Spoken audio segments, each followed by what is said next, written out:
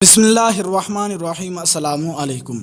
نبی اکرم صلی اللہ تعالی علیہ وآلہ وسلم عیدین اور جمعہ میں سب اسم ربک الاعلیٰ اور حل اتاک حدیث الغاشیہ پڑھتے تھے، اور بسا اوقات دونوں ایک ہی دن آپ پڑھتے تو بھی انہی دونوں صورتوں کو پڑھتے تھے۔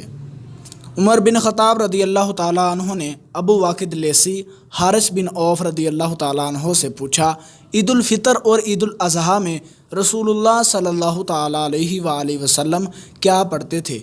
انہوں نے کہا، آپ قاف والقرآن المجید اور اقتربت الساعۃ وانشق القمر پڑھتے تھے۔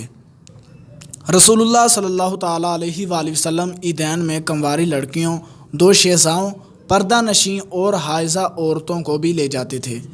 البتہ حائضہ عورتیں عیدگاہ سے دور رہتی تھیں اور مسلمانوں کی دعا میں شریک رہتی تھیں۔ ایک عورت نے عرض کیا، یا رسول اللہ علیہ الصلوۃ والسلام، اگر کسی عورت کے پاس چادر نہ ہو تو کیا کرے؟